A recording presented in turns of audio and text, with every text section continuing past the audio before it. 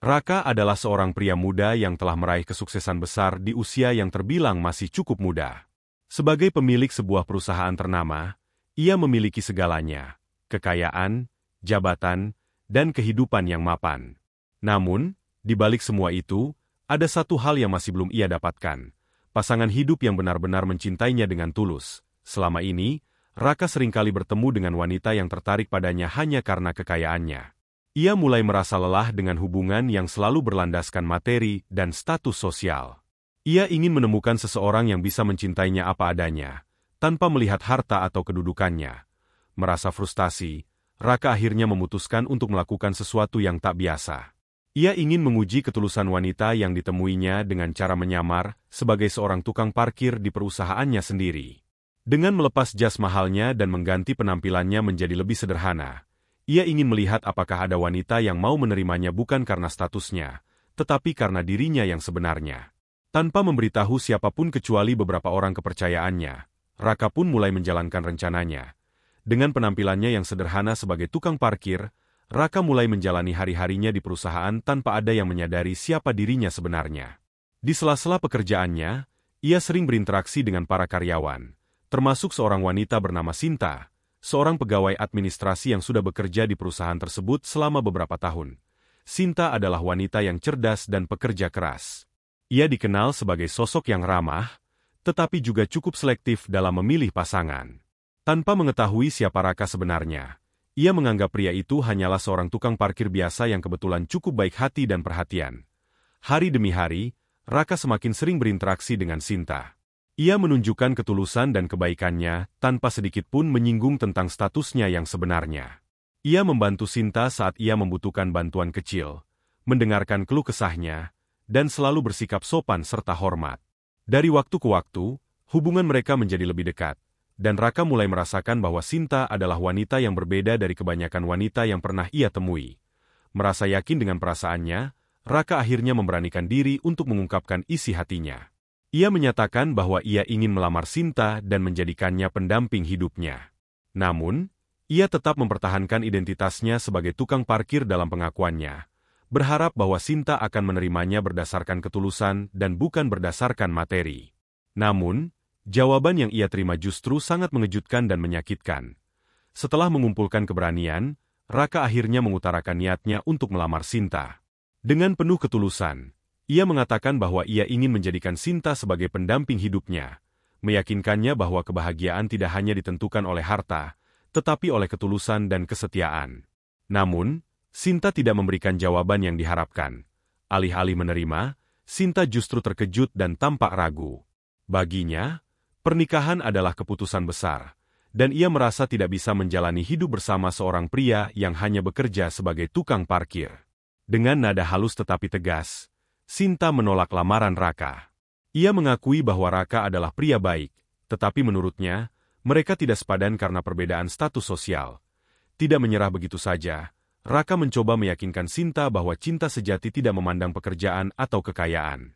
Namun, penolakan itu semakin menyakitkan ketika Raka memutuskan untuk datang ke rumah Sinta untuk berbicara langsung dengan orang tuanya. Saat bertemu dengan ayah Sinta, Raka disambut dengan tatapan merendahkan. Tanpa basa-basi, sang ayah langsung menyatakan bahwa seorang tukang parkir tidak pantas melamar putrinya yang sudah berpendidikan tinggi. Dengan nada sinis, ia menyuruh Raka mencari wanita yang lebih setara dengannya, sambil menegaskan bahwa putrinya tidak mungkin menikah dengan seseorang yang tidak memiliki masa depan yang jelas. Mendengar kata-kata kasar dan penghinaan tersebut, hati Raka terasa hancur. Ia tidak hanya merasa ditolak, tetapi juga diremehkan seolah-olah dirinya tidak berharga hanya karena pekerjaannya. Tanpa berkata banyak, ia menahan rasa sakit dan memilih untuk pergi dengan kepala tegak. Kecewa dengan perlakuan yang ia terima, Raka memutuskan untuk mengakhiri penyamarannya. Ia kembali ke posisinya sebagai pemilik perusahaan dan meninggalkan semua kenangan yang ia miliki bersama Sinta. Namun, dalam hatinya, ia sudah berjanji bahwa ia tidak akan pernah melupakan bagaimana dirinya pernah dihina hanya karena penampilannya yang sederhana. Beberapa waktu setelah kejadian penolakan itu, Raka kembali menjalani kehidupannya sebagai pemilik perusahaan. Ia tidak lagi berpenampilan sederhana seperti saat menyamar, melainkan kembali dengan wibawa dan karisma seorang pemimpin. Ia fokus pada bisnisnya dan berusaha melupakan pengalaman pahit yang baru saja dialaminya. Suatu hari, perusahaan mengadakan rapat penting yang melibatkan berbagai divisi, termasuk tempat Sinta bekerja. Ruang rapat dipenuhi oleh para karyawan dan petinggi perusahaan. Saat Sinta masuk, pandangannya langsung tertuju pada sosok yang duduk di kursi utama, Raka. Namun, ia mengira Raka hanya seorang tukang parkir yang kebetulan masuk ruangan rapat tanpa izin. Dengan spontan, ia mendekatinya dan berkata dengan nada menyuruh, "Raka, apa yang kamu lakukan di sini? Ini rapat penting, bukan tempat untuk tukang parkir. Sana kembali ke tempatmu." Raka hanya tersenyum tanpa menjawab. Beberapa detik kemudian, suasana berubah ketika seorang manajer senior yang juga atasan Sinta melihat kejadian tersebut. Dengan wajah tegang, ia segera menegur Sinta. "Apa yang kamu lakukan? Kamu sadar tidak siapa yang sedang kamu hina? Dia bukan tukang parkir. Dia adalah pemilik perusahaan ini, bos besar kita." Sinta terdiam seketika. Wajahnya memucat, matanya membesar tak percaya. Dadanya berdegup kencang saat kata-kata atasannya perlahan mulai masuk ke dalam pikirannya. Ia menatap Raka dengan ekspresi penuh keterkejutan dan rasa malu yang luar biasa. Semua orang di ruangan itu mulai berbisik-bisik, menyadari bahwa Sinta baru saja mempermalukan dirinya sendiri di hadapan semua rekan kerja. Sementara itu, Raka tetap bersikap tenang.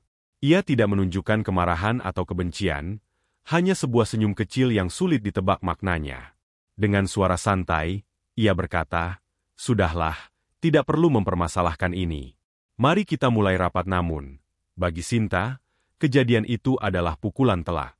Ia baru menyadari bahwa pria yang pernah ia tolak dan hina ternyata adalah seseorang yang selama ini berdiri jauh di atas yang ia bayangkan. Rasa malu dan penyesalan mulai menggerogoti hatinya, tetapi ia tahu bahwa semuanya sudah terlambat. Setelah rapat berakhir, Sinta merasa gelisah. Ia masih belum bisa menerima kenyataan bahwa pria yang selama ini ia anggap sebagai tukang parkir ternyata adalah pemilik perusahaan tempatnya bekerja.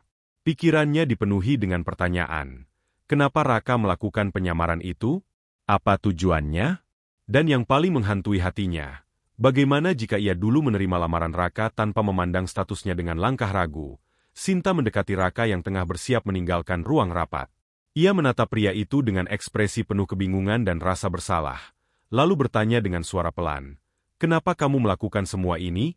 Kenapa menyamar sebagai tukang parkir?" Raka hanya tersenyum tipis.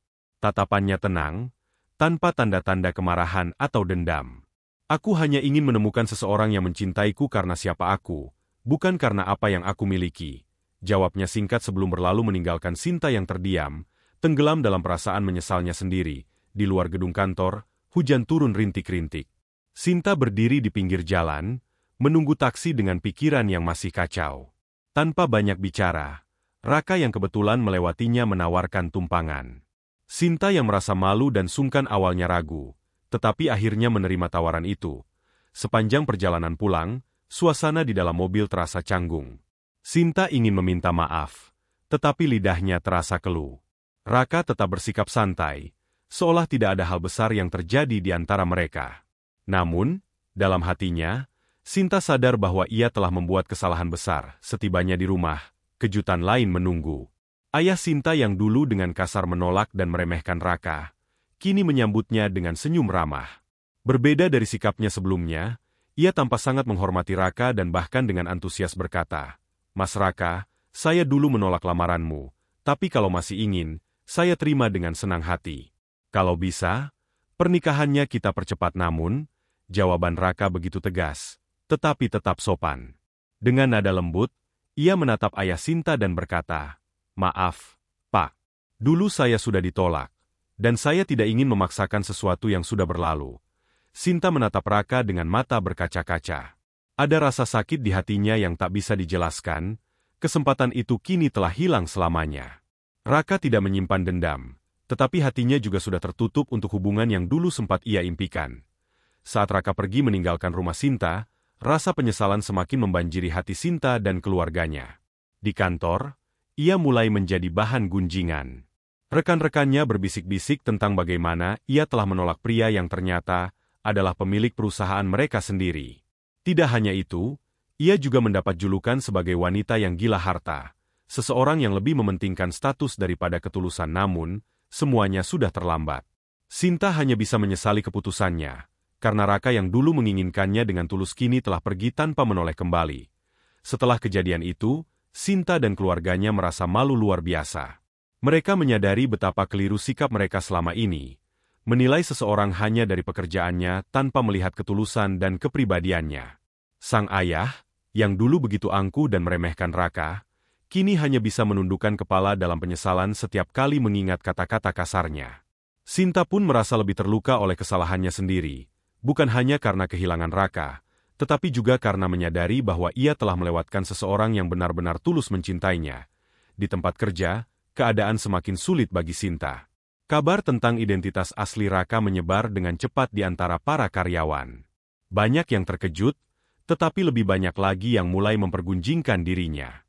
Julukan sebagai wanita yang hanya mengejar harta pun mulai melekat padanya.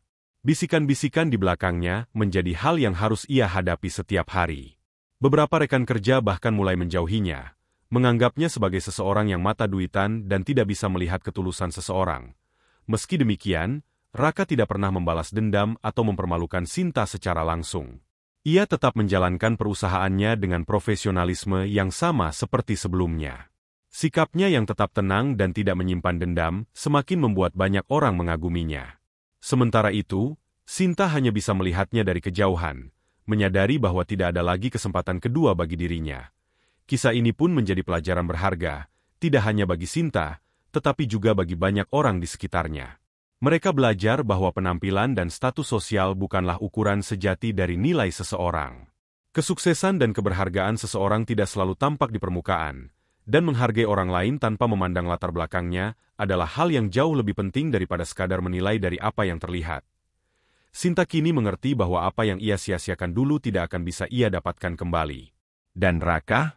Ia tetap melanjutkan hidupnya, membuktikan bahwa harga diri dan ketulusan tidak pernah bisa ditukar dengan pengakuan yang datang terlambat.